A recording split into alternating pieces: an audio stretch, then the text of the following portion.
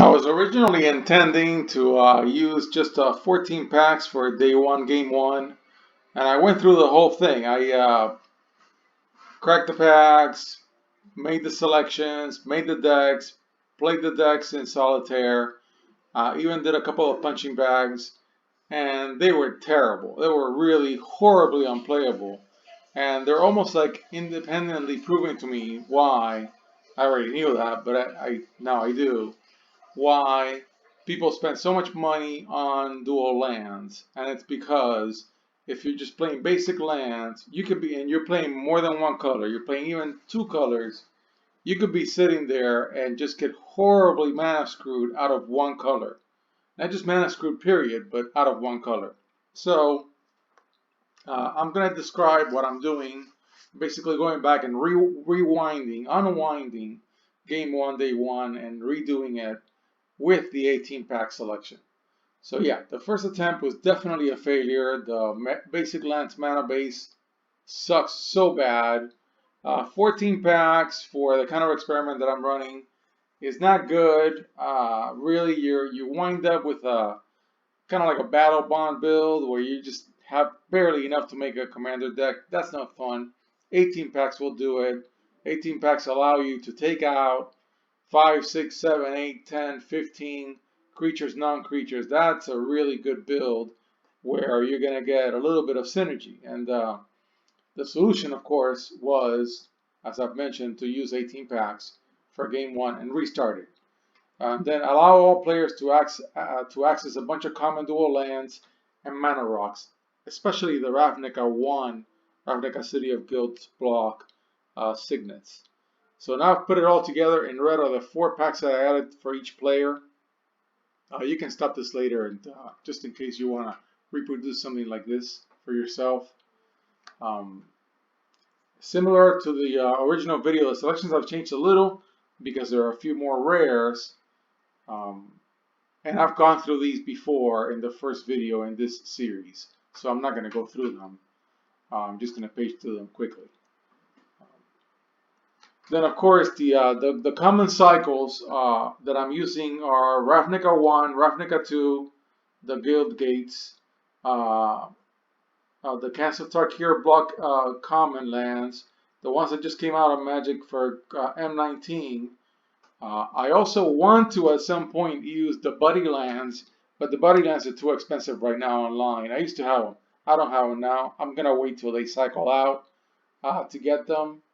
And I think there's also a common cycle out of Amonkhet that was used in the Planeswalker decks. Those are expensive for some reason, so I didn't get them. I also added the Tri-lands, especially for the Game 3s in this series, where they're going to be Cans of Tarkir commanders. Eventually, I think at some point I'm going to use Shards of Alara commanders because we're getting them out of M19.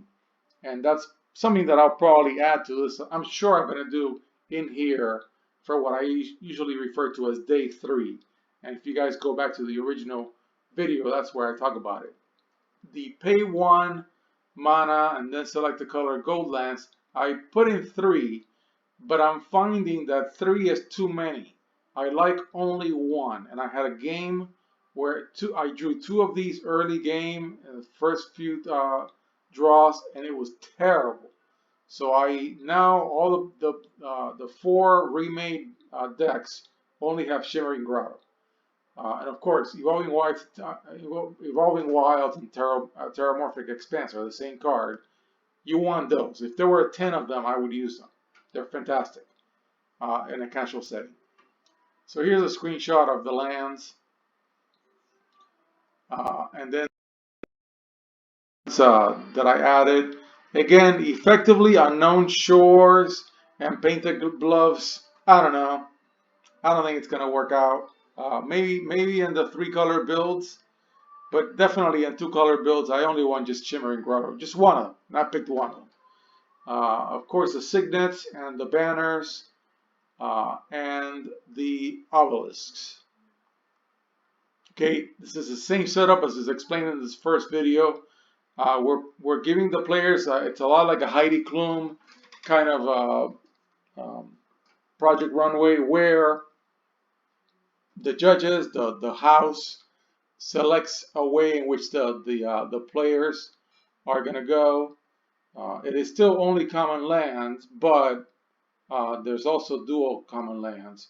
And so game one uh, of there's 2 days, and we run through all the commanders out of Return to Ravnica block, and all the commanders, the 3-color enemy, wedge color commanders out of Concept Tarkir. So in day one, game one, it's Asperia, Jarad, Mised, and Borbo. As you've, as I think I didn't really show it in the video because, and I also took out all the videos that I did testing the 4 decks with 14 packs. They were terrible.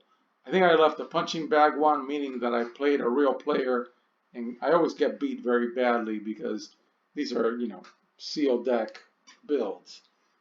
So here's Asperia, and now I start with 48 creatures and 46 non-creatures. This is not a battle bond build. I actually have to think and get rid of a bunch of cards. So I got rid of the Implement, the Plexus of Pandemonium, Downsize Flight, Retraction Helix, take into custody, as far as Radiance, anything that's about gaining life, on summoning effects, on tapping effects, I took them all out because I needed to be very picky. I needed to have everything be very efficient. Strength of Arms is about equipment. We're not doing equipment in here. Servo Schematic, we're not sacking artifacts. Trait Doctoring, I originally had it, then I played it. It's just too painful. I couldn't even record the games. It's kind of interesting. I may want to revisit it later, but I have to think about it. I don't know how to play the card well enough. It's one of those thinking rares that actually kind of suck, but can provide you with entertainment. I don't know. And then the Sky Guard. I don't really have a lot of enchantments in here that I'm going to trigger heroic with. The same with Ether Meltdown. I didn't pick any vehicles, I think, for this build. Crosstown Courier, I'm not in self mill or milling. Likewise for Doorkeeper.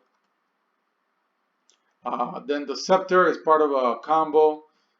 Deputy of Acquittals I actually had in the first go at game one, and I played it and it sucks and I didn't like it. Mind Reaver is about naming a card. That doesn't work in Commander. Displace, I really wanted Displace to work out in this deck because I love the card.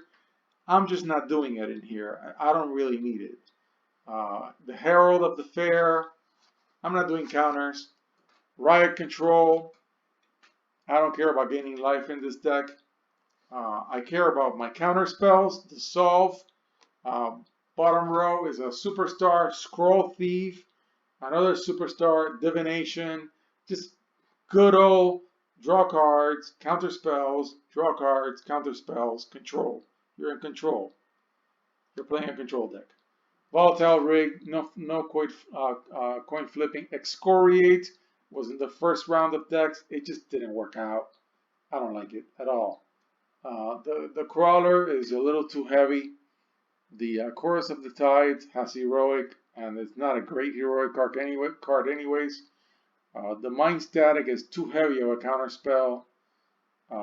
Again, I'm not in that. Some of the disruption that these cards do, like put target creature on top of its owner library, like Riptide, I'm not on that in here.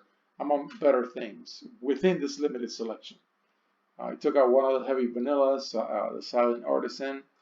The Lamplighter is about zombies. I'm not doing zombies. The Homunculus, totally lost. I love the card, love the artwork. I just didn't see it worth playing in this deck. Same with Baral's Expertise. Took out Pentelis. I don't think I'm doing counters in here. And the Evangel, it's Devotion to White. So I took it out. And this is the mana curve of what ended up being the final deck. I'm not going to run through every single deck like this. I'm only doing it for this one. Here are a couple of opening hands. Now I can have Terrarion. Well, I already had Terrarion in this selection, but it helps. And also now I have Tranquil Cove, if you see in the third hand. So the decks flow a little more. with the better mana. In the case of Jarad, which was already a pretty good deck in the first go at it, now he has 58 creatures and 45 non-creatures. That is a really great selection to winnow down to a working deck. I did so, and here's the deck. I'm not going to go through it in detail. I'm just going to show it, and if anybody's interested, you can just look at it, pause the video. And I'm just going to step through it. Maybe highlight a couple of cards, like Morbid Curiosity is great. Love it. Love that card. I am using some vehicles in here, and I am using some artifacts. And here's the final mana curve. So I didn't show the step-by-step of how I took everything out. I took out some of the heavies that I had in the first go. Here's a couple of hands. Again, if I can land a dual land like Ogari Rut Farm, I'm doing pretty good. Nif Miset turned out unsurprisingly to be the runaway hit from the first go-ahead, the failed first start. And Stolen Identity, even though it has Cipher, which I personally don't like, turned out to be a really good card. So here's the deck. Again, I'm not going to go card by card. But now I have a few more energy cards because there's a little bit more Kaladesh. And here I even run the chance of having 2 energy cards help each other, which was not happening with 14 packs. And this is where I was mentioning before, I think, in one of these videos, that the chaos aspect is not that good for this kind of build. You're going to get too many strategies going into too many places. You want to have 3 or 4 packs per a given set so that you can get something like multiple energy cards. I did keep Displace because Displace here will get me more energy when I try to play it, because they're all enter the battlefield cards. This is the upper end of the range, and here is the mana curve. Okay, here's a couple of opening hands. Draw a Signet in one of them. That's going to be very helpful for that opening hand. Then Borbo just never drops. He's too heavy for a casual build. I learned that the first time. I don't see that changing this time. Again, I added a few more packs, so I get a little bit of a better selection. And I've got things like Unbridled Growth and Urban Burgeoning, which I hope help me mana ramp, but it's very hard to mana ramp to 8. Just very hard, especially in a red-green beatdown deck where you should be able to win the game way earlier than you can drop an 8 drop. But anyways, this is like Project Run. We're just going to run through and understand things in detail. And that's the end of it. I hope you guys enjoy following me through this learning experiment. Thank you.